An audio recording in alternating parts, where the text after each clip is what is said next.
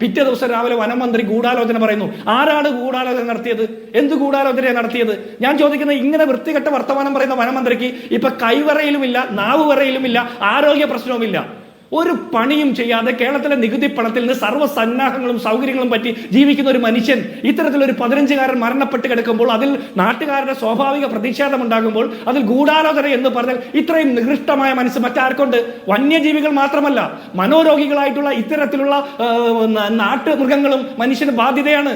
ഇവരെ ഒന്നും ചുമക്കേണ്ട ബാധ്യത കേരളത്തിലെ പൊതുഖജനാവിന് ഇല്ലെന്നേ. നമ്മുടെ നാട്ടുകാർക്ക് വേണ്ടിയിട്ട് ഭരിക്കാൻ ഒരു വനമന്ത്രി ഉണ്ടോ? ഇല്ല. വനംവകുപ്പ് മന്ത്രി വന്യജീവികൾക്ക് വേണ്ടിയിട്ടാണ് വാദിക്കുന്നതെങ്കിൽ വന്യജീവികളോടൊപ്പം അദ്ദേഹം എവിടെയാണ് നിലനിൽക്കേണ്ടത്? വന്യജീവികളല്ലല്ലോ അദ്ദേഹത്തിന് ശമ്പളം കൊടുക്കുന്നത്. വന്യജീവികൾക്ക് വേണ്ടി വാദിക്കാൻ മാത്രം നമുക്കൊരു വനംവകുപ്പ് മന്ത്രിയുടെ ആവശ്യമില്ല. ഞങ്ങൾ നാട്ടുകാർക്ക് വേണ്ടി വാദിക്കാൻ ഏത് മന്ത്രിയാണ് പിണറായി വിജയന്റെ മന്ത്രിസഭയിലുള്ളത്? ഏത് മന്ത്രിയാണ് ഉള്ളത്? ഈ LDFന്റെ സ്ഥാനാർത്ഥിക്ക് ഇതേ നിലപാടാണോ? LDFന്റെ സ്ഥാനാർത്ഥി പറയോ?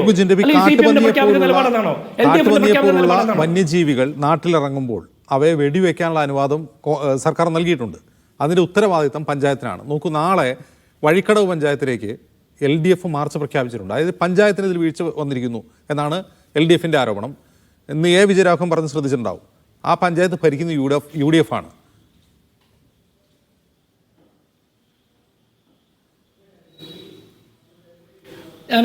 ഞാൻ ചോദിക്കട്ടെ, കേരളത്തിൽ കോൺഗ്രസ് UDF ഭരിക്കുന്ന പഞ്ചായത്ത് ഭരണസമിതികളിലേക്കല്ലേ ഇവർ മാർച്ച് ചെയ്യുള്ളൂ? കേരളത്തിൽ UDF മാത്രമാണ് മലയോര പഞ്ചായത്തുകൾ ഭരിക്കുന്നത്. ഇവർ എത്ര പഞ്ചായത്തിലേക്ക് മാർച്ച് ചെയ്യും? അപ്പൊ LDF ഭരിക്കുന്ന സ്ഥലത്ത് ഇവർ മാർച്ച് ചെയ്യില്ലേ? ഞാൻ ചോദിക്കുന്നത്, സംസ്ഥാന സർക്കാരിന് ഇതിന് വീഴ്ച ഇല്ല എന്ന് പറയുമ്പോൾ പഞ്ചായത്തിന്റെ വീഴ്ച കൊണ്ടാണ് ഈ പന്നിക്കണി ഉണ്ടായതെന്നാണോ അദ്ദേഹം പറയുന്നത്? അങ്ങനെയാണോ CPMന്റെ ടേക്ക്? പന്നിക്കണി ഉണ്ടായത് KSEBിയുടെ വീഴ്ച ഇവിടെ കൃത്യമായിട്ട് വ്യക്തമാണല്ലോ. ഇവിടെ വനം വകുപ്പിന്റെ വീഴ്ച ഉണ്ടല്ലോ. ഈ വനം വകുപ്പ് വന്യജീവികൾ വനം വകുപ്പ് മന്ത്രി AK ശശീന്ദ്രൻ സംരക്ഷിച്ച് പോറ്റി വളർത്തുന്ന ഈ വന്യജീവികൾ എങ്ങനെയാണ് നാട്ടിലേക്ക് വരുന്നത്?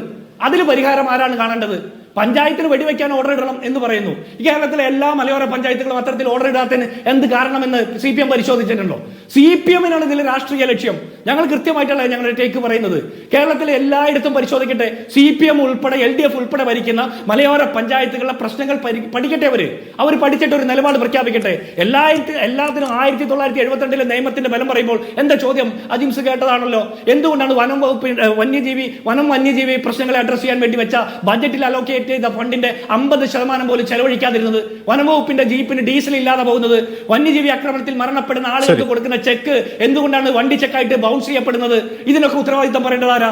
കേരളത്തിലെ വനംവകുപ്പും കേരളത്തിലെ സംസ്ഥാന സർക്കാരുമല്ലേ? അപ്പൊ പഞ്ചായത്ത് ഓഫീസിലേക്ക് ആർക്കും മാർച്ച് ചെയ്യാം.